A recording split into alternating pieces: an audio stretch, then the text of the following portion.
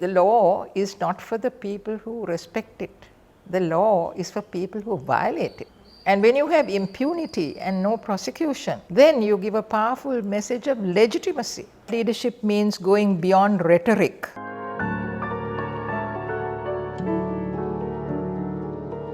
Just say no. Equality, justice, and hope for the true beneficiaries of our future, our children. So, Professor, with 40 years of experience in human rights and child protection, and a very eminent professor of law, what really drew you to the field of child protection at the beginning?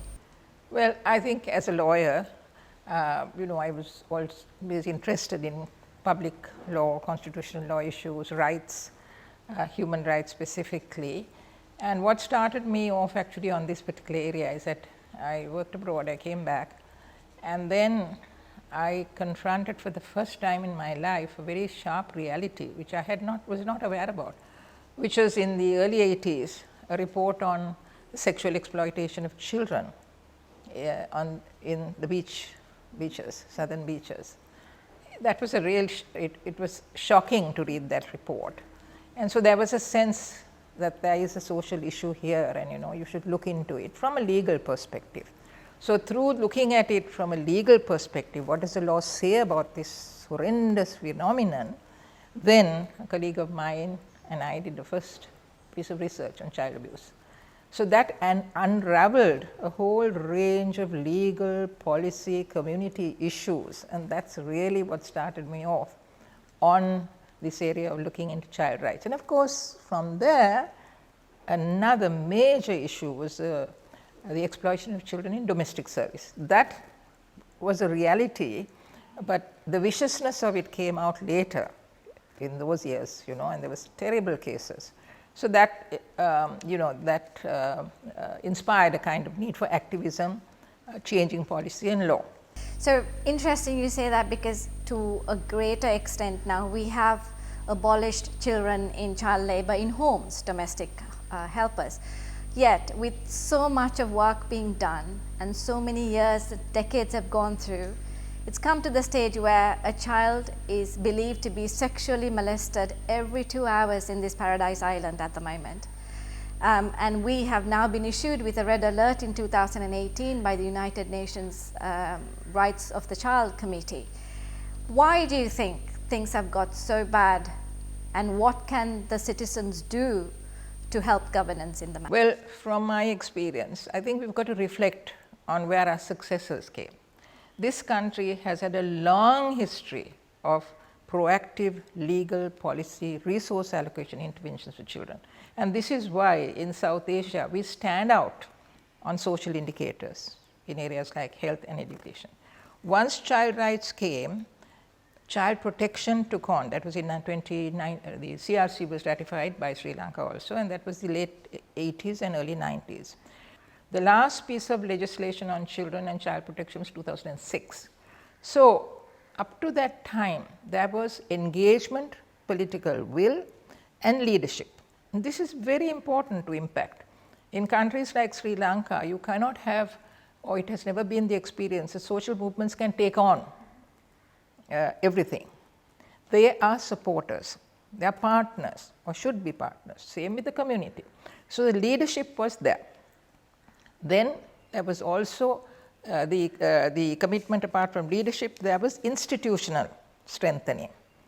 And it was not accidental that in 1998, the National Child Protection Authority was recognized at the Yokohama Conference on Child Sexual Exploitation as a good practice of international and regional significance. We were recommended for that. So we had the NCPA, which was a high-level authority located in the President's office. And that authority also was an important institution, together of course with other institutions, the traditional ones like provision and childcare, etc. So we had institutions, and we had resource allocation. And then the partnership with civil society. That was a key also, because the civil society never took on. NGOs have now, the concept of NGO has now become politically incorrect almost, and that's wrong. You need partnership from organizations with the state. So we had all those four. I'm sorry to say that in the last decade, all those have diminished. Leadership, we have seen, for example, the NCPA taken out of its status as a statutory authority, coming under the ministry, a state ministry, but at least we had a state ministry. Now we don't have that. It's under the Ministry of Education. So institutions. Then of course resource allocation, we know the budgetary cuts, and then the NGO, the civil society partnerships. Where are the partnerships with civil society organizations to carry forward these messages to the community? Absolutely, absolutely.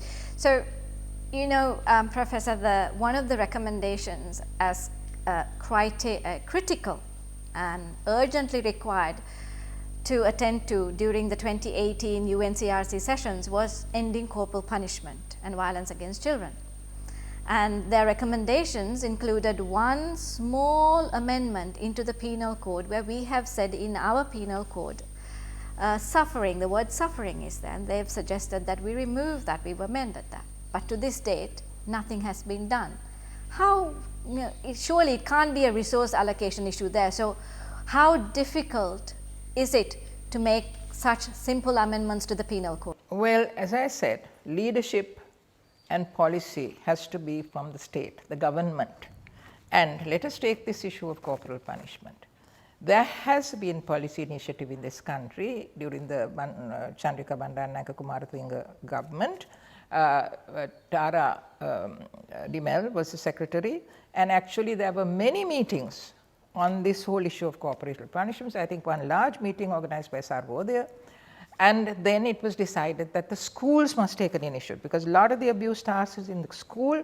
Leave aside family, look at the corporal punishment means physical, the word corporal punishment in the law means physical punishment, not just discipline, physical punishment perpetrated inside.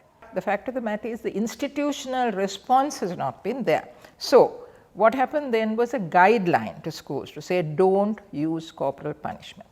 And we, in fact, my husband appeared in a case where the child alleged corporal punishment is a violation of Article 11, inhuman and indecent. The court said yes. But that policy of guideline was never followed through with legal, regulatory changes, including, as you said, the changes to the penal code. Now, the reason for that is, I think, the lack of leadership from the state to follow up on what happened in 2000. I think those regulations on guidelines on corporal punishments must have been 2004. 2005 and then renewed in 2016. Right. So when they were renewed in 16, it's no use having a guideline. There should be a policy change in the law, right? And that should be followed by the guideline which says this is a legal offense. Parents and teachers should know that. The child should know that. And then you try to create this culture of understanding that discipline is not using physical punishment, right? I was amazed at the number of policies on children that we have developed during the last 10 years. It's amazing. There's every area covered, and some of the best are from the Department of Probation and Child Care Services and from the Children's Secretariat. So there are all these bureaucrats who understand, who know, but what has happened? It has not been taken up at the level of political will. And so this is a gap. And why is that? Because unfortunately, when it comes to political will, there's a lot of rhetoric on children. We love our children, we believe in our children, but when it comes to taking on issues which are not perceived as politically correct, with some people saying, you know, spare the rod and spoil the child, those kind of conventional values, the sense is, oh, you know, these are things we shouldn't touch. So there is no political will in terms of understanding that this is crucial to create a culture of tolerance, respect for the dignity of a human being and a child, and the idea that the school must be a safe space for children. Yes, and one might even go further and say, if I'm not mistaken, that a child does not have a vote, and therefore their rights, a child as a rights holder in our country is also not given priority. Well, I think I have a different take on that. I don't think this is correct, because you see, historically we go back to a country which has had value for children. I mean, think of that Kaviya, Maavani Bilinda, Varavara Nagata Kenda, Duksapa Kumanda, Asara Nirindo, Venakoinda. And the British, the first colonials, expressed surprise at the way they came from a Victorian background in England, and they said, you know, this country, this society teaches its children well. They too often spoil them with their kindness. You see, so there was this kind of view, and that is why, unlike any other country in South Asia, we gave education as a right, health as a right. So there was a recognition of the child as a human being going into adult life. So the child rights idea, when we ratified, you know, in when we ratified in 1992, it was all resonated with a kind of value system. It is, and that is why all those institutions also were put in place. But again, as I said, this change, significant change from 2009, even in the war years, armed conflict, sorry, I mean, I like to call it armed conflict, use of armed conflict. Elara Otunu, the UN Special Rapporteur, said, commended Sri Lanka for providing education and health, sharing budgets. I was in the University Grants Commission at that time. Our budgets were shared for education resources, and this was commended. So we had terrible violence also, but there were some positives. Now what we see in the post-armed once 2009 post-war years is a different scenario. And because of that different scenario, now we are getting comfortable with the idea that child rights is an alien Western discourse. And that's wrong. It was never an alien Western discourse. It has come into the public and space because with this ethno-nationalism, everything from the West, you know, is this hostile international community, failing to recognize that our leadership was because we are part of the international community. And we take our seat in the United Nations as a member state. So this ethno-nationalism has now, for the last 10 years, prevented us perceiving the realities. Then what happens? We reject this child rights is Western. The fact that, you know, we had such a brilliant past and the love and the care that we had from our forefathers' time to the current time where you and I both tried to convince the current government when we lost our women's and children's ministry to the state, to downgrade it to a state ministry. It's sad that things have deteriorated on behalf of our children. And in many countries, with the legal system being reformed, they have introduced restorative justice as opposed to the punitive justice process that we practice, which is a very long, arduous process. What are your thoughts about the restorative justice process? I mean, I think in a general sense, restorative justice is extremely important. That is very important. But I really think from my perspective on human rights, it's not an either or. You have to have justice through prosecution. It gives a powerful message. That's why justice through prosecution is a justice system must give a clear and loud message that impunity is not acceptable, it will not be tolerated. So therefore, there is a place for law, regulation, prosecution and punishment, but it has to be combined with restorative justice. So that those restorative justice concepts, victim-centered, compensation, rehabilitation, reintegration, all those are very valid. But to me, it's not an either or. And I think this is particularly relevant for Sri Lanka. Still there will be the gap, because the general, you see, the law is not for the people who respect it. The law is for people who violate it.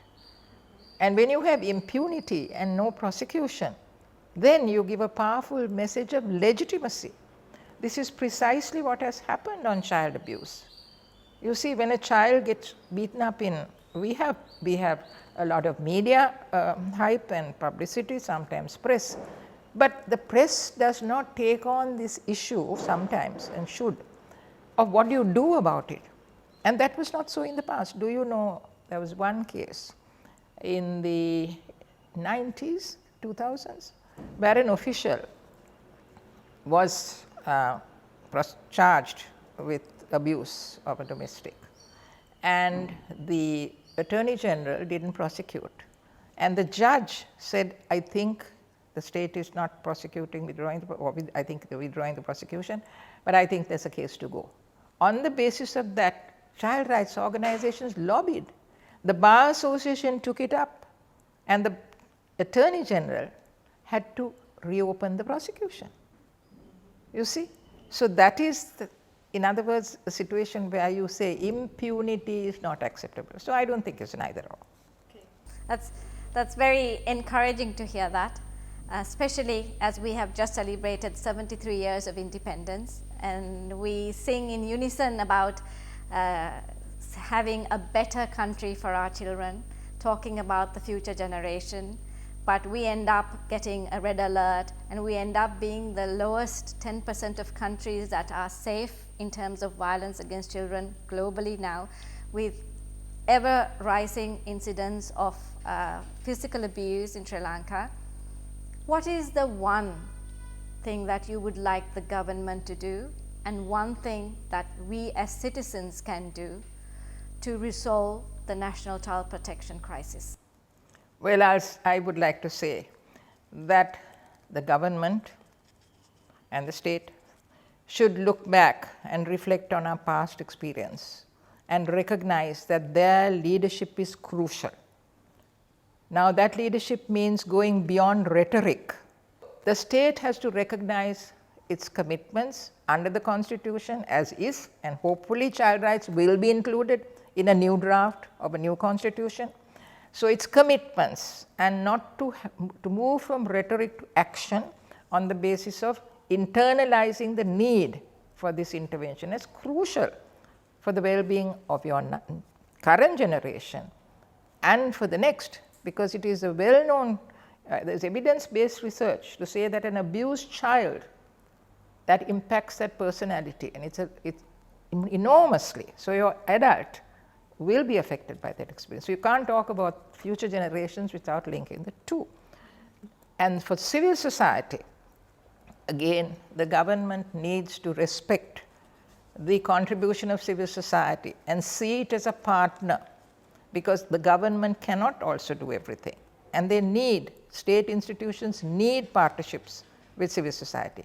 And rather than monitor them and aggressively undermine their very existence, they need to recognize from past experience that they can really contribute as partners to this effort. We were in conversation with Emeritus Professor of Law, University of Colombo, Professor Savitri Goonesekere.